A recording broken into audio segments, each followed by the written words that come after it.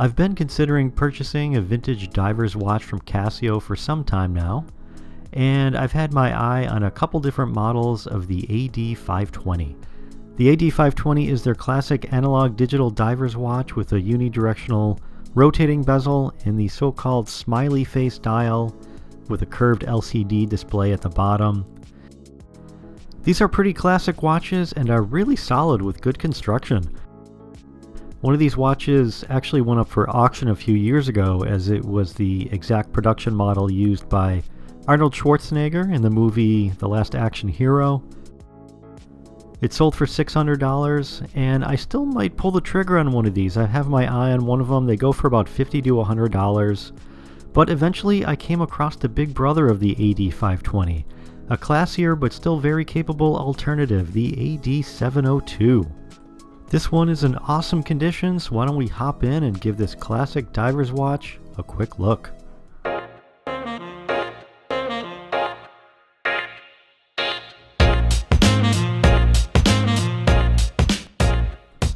I was actually lucky to come across this watch in mint condition. It has never been worn before, but it did have the slightest bit of wear on the bracelet due to storage. But as you can see here, the crystal is flawless. This case is solid stainless steel, and if we flip it over, you can see the screw down case back is as shiny as can be, with the serial number printed in the middle, with Japan and 200 meters water resistance. And this watch runs the 388 module. So let's be real, this is not a super high quality luxury diver's watch. The bracelet has folded end links, and the crown does not screw down. That being said, the bracelet is the original two-tone color with all of the original links, and it's got your typical Casio clasp. The quartz movement in this watch seems to be running pretty well, and I've noticed that it keeps accurate time. The LCD display down in the bottom is in perfect condition, with no leaks or tears. And I'm not exactly sure of the manufacturing date for this particular model, but I do know that these watches were manufactured in the mid-1990s, and they were exclusive to the Japan market. So the bezel on this watch is a unidirectional bezel. It's sturdy, yet clicky, and it feels great. Just line up the dot to the minute hand and you can accurately measure your dive time. Obviously the bezel only moves in one direction, so that if you're counting minutes of air, any accidental movement of the bezel will be in your favor. You can see that the gold bezel rests on the silver case, so there is an O-ring inside to keep the water out.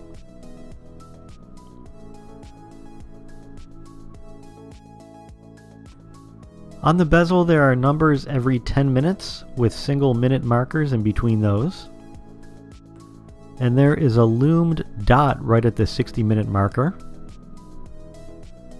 And this is not a huge watch either, at 38 millimeters wide without the crown.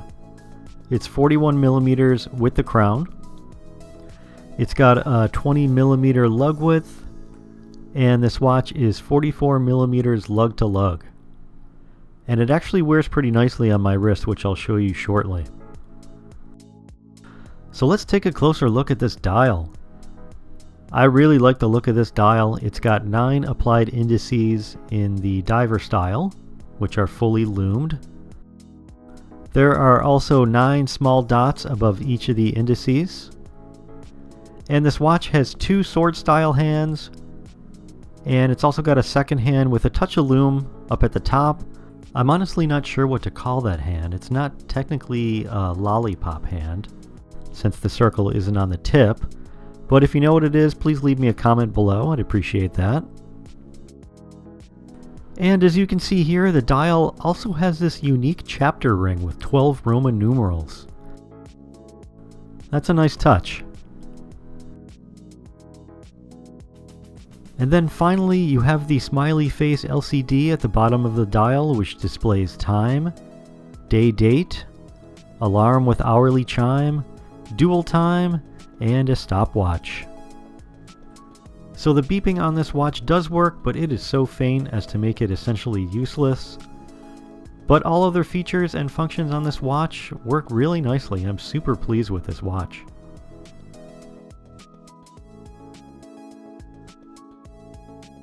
I'm a really huge fan of analog digital hybrid watches, and this one is no exception really. I enjoy wearing this one. It's got a good weight due to the stainless steel case. The bracelet feels nice, you know, for what it is, and the overall size of this watch is just perfect for me. So let's take a quick look at this watch on my wrist. So I put the pin back in the bracelet, and as you can see here, it's got 6 micro adjustments, which is nice. So let me take off my G-Shock and put on this Casio AD-702 and check it out on my wrist. So all in all, this was a nice surprise to find online in such perfect condition. I think it looks pretty great on my 6.75 inch wrist. It's a perfect size for me. Anything above like 41 or 42 millimeters wide is a little bit too big. But this is definitely a real gem. I'm going to keep my eyes open for an AD-520. So hopefully I'll be able to show that one off soon. But in the meantime, I'll definitely be enjoying this one for a long while. So anyway, thanks a lot for watching this video. Please leave a like if you enjoyed it. And I would definitely appreciate it if you subscribe to the channel. It really means a lot. So we'll check you next time here at Watching Casio. Thanks again.